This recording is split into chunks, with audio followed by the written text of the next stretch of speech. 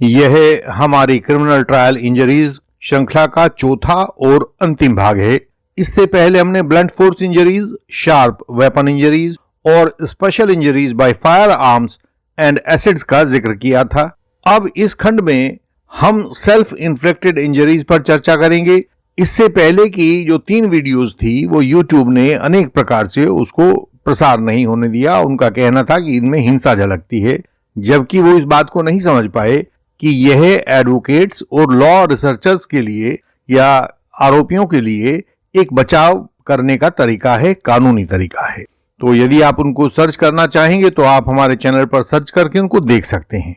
Self inflicted injuries का अर्थ है स्वयं के द्वारा अपने शरीर पर बनाई गई चोटें या किसी और से जानबूझकर अपने शरीर पर बनवाई गई चोटें। ये इंजरीज मेडिको लीगल प्रैक्टिस में खासतौर से तब सामने आती हैं जब किसी व्यक्ति पर झूठा आरोप लगाने के लिए फॉल्स इंप्लीकेशन या फैब्रिकेटेड प्रोसिक्यूशन स्टोरी तैयार की जाती है। अब देखते हैं कि सेल्फ इन्फ्लिक्टेड या फैब्रिकेटेड इंजरीज की परिभाषा और महत्ता क्या होती है।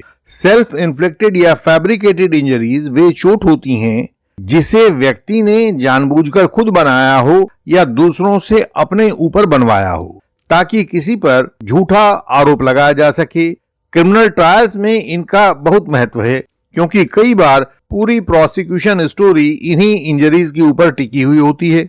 फोरेंसिक मेडिसिन में इनकी पहचान सुपरफिशियलिटी यानी कि बिल्कुल ऊपर ऊपर स्किन पर लगी हुई होती हैं, एक्सेसिबिलिटी यानी कि ऐसी जगहों पर लगी होती हैं जहां लगाने वाले का, चोट मारने वाले का खुद का हाथ चला जाए, और तीसरा इनमें नियमित होता है पैटर्न्ड नेचर। उनमें एक ढर्रा पाया जाता है कि इसी प्रकार की चोटें होती हैं।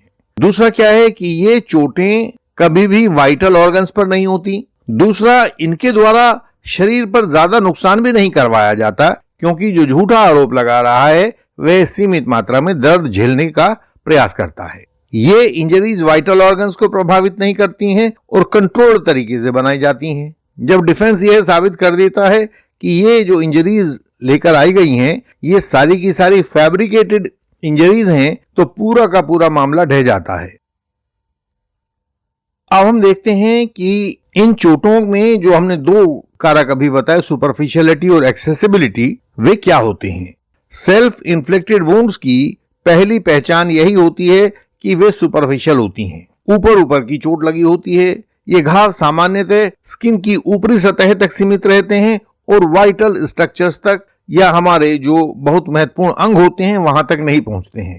दूसरी पहचान है एक्सेसिबिलिटी, जहां अपना हाथ पहुंच जाए ऐसी जगहों पर ये चोट पाई जाती हैं। ये वुंड्स प्राय उन्हीं बॉडी पार्ट्स पर पाए जाते हैं जिन्हें व्यक्ति अपने हाथ से आसानी से बना सकता हो, जैसे हाथ का अगला हिस्सा, फोरआर्म, आपकी जांघें, थाइज या चेस्ट का ऊपरी हिस्सा, पेट का हिस्सा। कुछ एक जगहों पर, कुछ एक मामलों में माथे के ऊपर भी ऐसी इंजरीज को बनाया गया है। हालांकि महिलाएं ऐसी इंजरीज बनाने से डरती हैं क्योंकि इससे उनके फेशियल एक्सप्रेशंस खराब हो जाते हैं। जब इन मामलों में आप डॉक्टर का क्रॉस एग्जामिनेशन करें तो डॉक्टर से यह क्लैरिफाई करवाना बहुत जरूरी होता है कि वुंड्स एक्सेसिबल पार्ट्स पर हैं, सुपरफिशियल नेचर के हैं, और जब डॉक्टर कहेगा कि हाँ ऐसा ही है तो इससे कोर्ट के सामने एक संदेह खड़ा हो जाता है। यह संदेह कम से कम आरोपी का भला तो करता ही है, साथ ही साथ प्रोसिक्यूशन की पूरी स्टोरी को ढहा भी देता है। इन चोटों का एक महत्वपूर्ण हिस्सा होता है जिसको हम हेजिटेशन मार्क्स कहते हैं या पैटर्न रिकॉग्निशन जिसके अंदर कहा जाता है। फैब्रिकेटेड इंजरीज का एक क्लासिकल हॉलमार्क हेजिटेशन मार्क्स होता है। कई बार व्यक्ति खुद को चोट पहुंचाने में बहुत डरता है जिससे वह सुपरफिशियल छोटे छोटे कट्स वुंड के आसपास बना लेता है। एक चोट लगाई, देखते हैं कितना दर्द होता है, उससे दर्द हुआ, चलो थोड़ी सी उससे ज्यादा गहरी बनाने की कोशिश की, तो जब तक हम फाइनल चोट पर पहुंचते हैं उस मेन चोट के आसपास कई छोटी छोटी चोटें भी मिलती हैं। आदमी हिचकता है अपने आप को चोट मारने में, यही जब वो छोटी छोटी चोटें होती हैं यही हेजिटेशन मार्क्स कहलाता है। दूसरा, अपने आप बनाई गई चोटों में एक खास किस्म का पैटर्न भी होता है। यह पैटर्न हमेशा सस्पिशन पैदा करता है। कभी यह पैरेलल होता है, कभी यूनिफॉर्म होता है, बराबर बराबर दूरी पर बने हुए घाव होते हैं। ये जेन्युइन असॉल्ट की पहचान नहीं है। ये जानबूझकर हल्के तरीके से मारी गई चोटें होती हैं। इन्हीं में पैटर्न पाया जाता है। जब डॉक्टर आकर कोर्ट में इन इंजरीज के बारे में बताना शुरू करे तो आप उसे क्रॉस एग्जामिन करेंगे। तो क्रॉस एग्जामिनेशन में कुछ एक जरूरी प्रश्न होते हैं। डॉक्टर से यह पूछा जाना चाहिए कि क्या इन घावों के तरीकों से, इनके बनाए गए पैटर्न से आपको इनमें हेजिटेशन मार्क्स नजर आते हैं? क्या आपने उन हेजिटेशन मार्क्स का जिक्र अपनी एमएलसी में किया है? इन वुंड्स का एक पैटर्न क्या अपनी एमएलसी में आपने दिखाया है? और डॉक्टर से ये सवाल तो आप जरूर ही पूछेंगे कि क्या यह पैटर्न किसी नेचुरल असॉल्ट से मेल खाता है या सेल्फ इन्फ्लिक्टेड इंजरी से मेल खाता है? सीधा सवाल है। जैसे दूसरी चोटों में आता है वैसे ही इन वाली चोटों में भी आएगा। इनमें भी सवाल आएगा कि ये फ्रेश इंजरीज हैं या ओल्ड इंजरीज हैं। इनकी हीलिंग टाइमलाइन क्या होती है? यह सवाल भी हमेशा डॉक्टर्स के सामने आएगा। तो सेल्फ इन्फ्लिक्टेड इंजरीज की फोरेंसिक एज पहचानना डिफेंस के लिए बहुत महत्वपूर्ण है। डिफेंस को जब भी एमएलसी हाथ में आ जाए तो उसके पहले, कोर्ट में जाने से पहले, आपको बहुत गहराई से उनके एक एक एस्पेक्ट पर अध्ययन करना जरूरी है। Fresh fabricated cuts bright red होते हैं, उनमें एक्टिवली ब्लीडिंग पाई जाती है और अगर रिपोर्ट में ये इंजरीज घटना के कई घंटे के बाद नोट की जाती हैं तो प्रोसिक्यूशन स्टोरी कमजोर पड़ जाती है कि भाई इस बीच में आप कहां थे।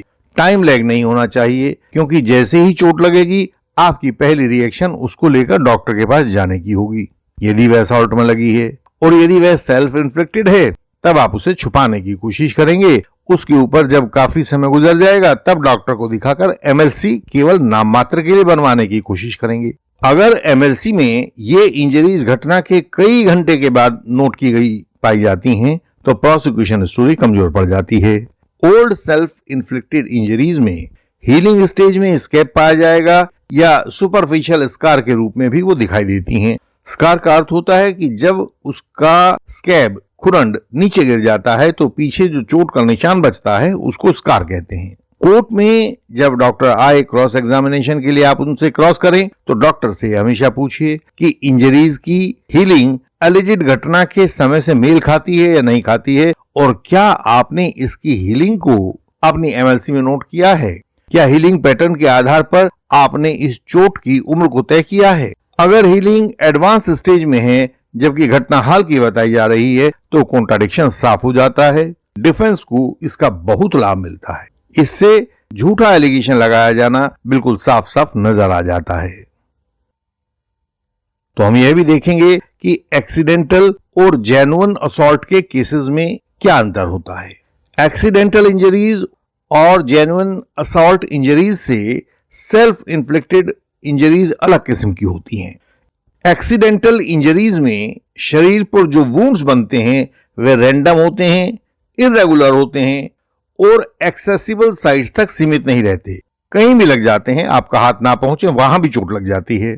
जेन्युइन असॉल्ट के केसेस में इंजरीज इर्रेगुलर होती हैं, बड़ी ताकत से मारी गई होती हैं और डिफेंसिव पार्ट्स जैसे फोर आर्म, पाम और फिंगर्स पर भी दिखाई देती हैं। जबकि फैब्रिकेटेड वुंड्स हमेशा बिल्कुल साफ साफ दिखाई देने वाले होंगे, नीट होंगे, कंट्रोल्ड होंगे और एक्सेसिबल पार्ट्स पर होंगे।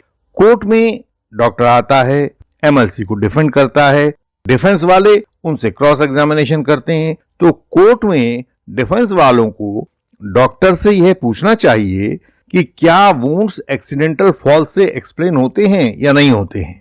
और अगर एक्सीडेंट की संभावना को डॉक्टर डिनाई कर देता है लेकिन पैटर्न सस्पिशियस है तो डिफेंस इसे एक फैब्रिकेटेड इंजरी साबित कर सकता है। और जहां एक बार इंजरी को फैब्रिकेशन जैसा नाम मिला वहीं कोर्ट फिर उसकी तरफ कोई भी इंपॉर्टेंस देने से मना कर देता है। पूरी प्रोसिक्यूशन स्टोरी ढह जाती है।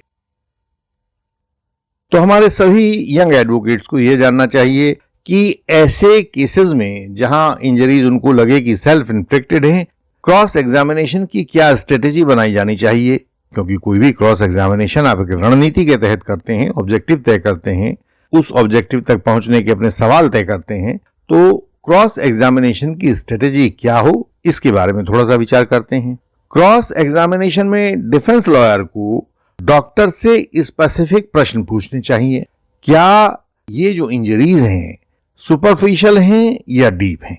वैसे तो आपने कई बार जेन्युइन केसेस में भी देखा होगा कि डॉक्टर्स अपनी एमएलसी में लिख के दे देते हैं कि ये वाली इंजरीज सुपरफिशियल नेचर की हैं।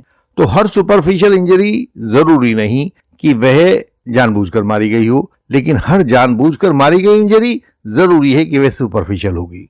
आप डॉक्टर से यह भी पूछ सकते हैं कि डॉक्टर साहब, ये जो इंजरीज आपको एमएलसी में दिखाई दी हैं, क्या ये एक्सेसिबल बॉडी पार्ट्स पर हैं या हिडन साइट्स पर हैं? यहां पर इस चोट मारने वाले का हाथ पहुंच सकता था, पहुंच के भीतर यह स्थान था या नहीं था?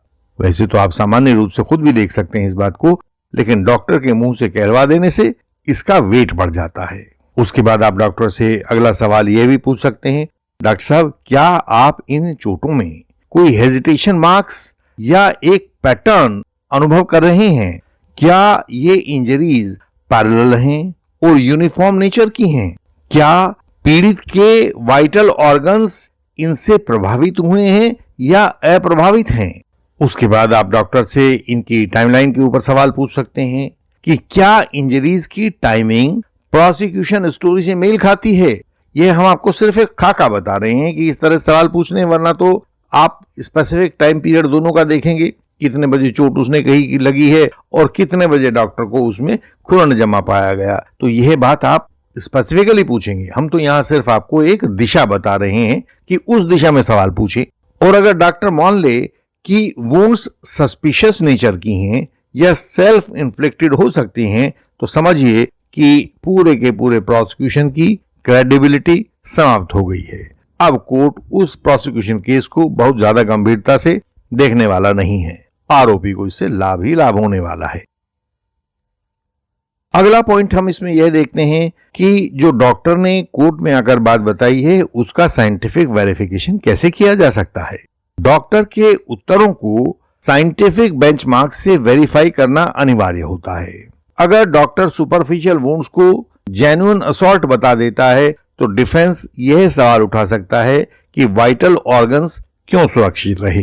यानी कि जब आप यह सूंघ लें कि डॉक्टर गलत बोल रहा है, सीधा सीधा सा इम्पार्शियल विटनेस नहीं है, बल्कि सिखा पढ़ाकर लाया गया गवाह है, तो आप डॉक्टर का दूसरी तरह गहरे वाला उसका क्रॉस करना शुरू कर दें। उससे पूछें कि यह है तो यह क्यों नहीं है।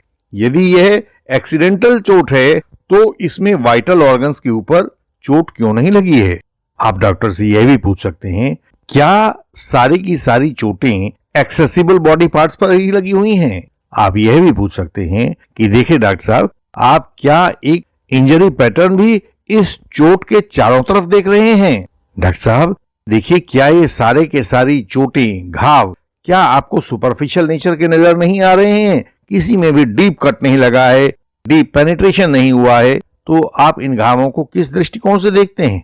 और अगर डॉक्टर हेजिटेशन मार्क्स को वहां से गायब बताए, एब्सेंट बताए, तो डिफेंस उन वुंड्स की फोटोग्राफ्स को दिखाकर डॉक्टर की क्रेडिबिलिटी पर डाउट खड़ा कर सकता है। अगर डॉक्टर इंजरी की टाइमलाइन को वेग बताता है, सटीक नहीं बताता है, तो डिफेंस हीलिंग स्टेज के आधार पर कॉन्ट्राडिक्शन को एस्टैब्लिश कर सकता है। लेकिन इसके लिए जरूरी है कि आप डॉक्टर से अधिक गहराई तक जानकारी और ज्ञान लेकर जाएं, वरना तो डॉक्टर का ये रोज का काम है, वह आपको उड़ा देगा। तो डॉक्टर को यदि क्रॉस में उड़ाना है तो आपको डॉक्टर से अधिक गहराई तक ज्ञान और जानकारी लेकर जानी होगी। आजकल जानकारी की कमी कहीं नहीं है, गूगल पर, किताबों पर हर जगह जानकारी मिलती है, तो डॉक्टर से अधिक पढ़कर आपको जाना होगा। इस तरह साइंटिफिक परख करने से मेडिकल टेस्टिमनी को एक कसौटी पर रखकर तोला जा सकता है। कोर्ट के सामने यह दिखाया जा सकता है कि देखिए साहब, यह जो कंप्लेनेंट है यह तो झूठ बोल ही रहा है, बल्कि जिस डॉक्टर को साथ में लेकर आया है यह डॉक्टर भी झूठ बोल रहा है। तो डॉक्टर के झूठ की परख करना, उसको पकड़ लेना, कोर्ट के सामने दिखा देना कि डॉक्टर भी गलत है, यह आपके अभ्यास और अध्ययन से ही संभव हो सकेगा। अब हम देखते हैं कि कोर्ट में इसकी प्रासंगिकता क्या है और जुडिशियल व्यू उसका क्या लिया जाने वाला है। क्रिमिनल ट्रायल्स में सेल्फ इन्फ्लिक्टेड इंजरीज अक्सर फॉल्स इंप्लीकेशन केस की नींव होते हैं। जब डिफेंस इन्हें पहचान लेता है और साबित कर देता है कि ये वाले वुंड्स तो फैब्रिकेटेड हैं, तो पूरी की पूरी प्रोसिक्यूशन स्टोरी अविश्वसनीय बन जाती है। कोर्ट में यह एस्टैब्लिश करना कि इंजरीज सुपरफिशियल हैं, एक्सेसिबल अंगों के ऊपर लगी हुई हैं, इनमें एक पैटर्न दिखाई देता है और ये सारी की सारी सस्पिशियस हैं, संदेहास्पद हैं, तो ऐसे में डिफेंस के पास एक बहुत महत्वपूर्ण और प्रभावशाली अवसर उपलब्ध हो जाता है। प्रोसिक्यूशन जो भी कंप्लेंट लेकर आया है उस कंप्लेंट की जेन्युइननेस के ऊपर एक सीधा सा सवाल खड़ा हो जाता है। यही कारण है कि फैब्रिकेटेड इंजरीज का गहन अध्ययन हर क्रिमिनल डिफेंस प्रैक्टिस का आवश्यक हिस्सा है। यदि आपने फैब्रिकेटेड वुंड्स का गहरा अध्ययन नहीं किया है या सभी किस्म के वुंड्स का, इंजरीज का गहरा अध्ययन नहीं किया है, तो आपको अभी एक सफल क्रिमिनल लॉयर बनने में कुछ समय लग सकता है। और अंत में अपनों से अपनी बात, इंडियन लीगल सिस्टम ने आरोपियों की डिफेंस को केवल तर्कों पर आधारित बहसबाजी से ऊपर उठाया है, बल्कि डिफेंस को विज्ञान और कला का मिलाजुला हथियार बना दिया है। यहां हर इंजरी का निशान, हर गवाह का उतार चढ़ाव और हर आर्ग्यूमेंट की बुनावट को वैज्ञानिक और मनोवैज्ञानिक कसौटी पर जांचा जाता है। हमारे लिए क्रॉस एग्जामिनेशन सिर्फ सवाल पूछना भर नहीं है, बल्कि सच को सामने लाने का एक संपूर्ण अभियान है।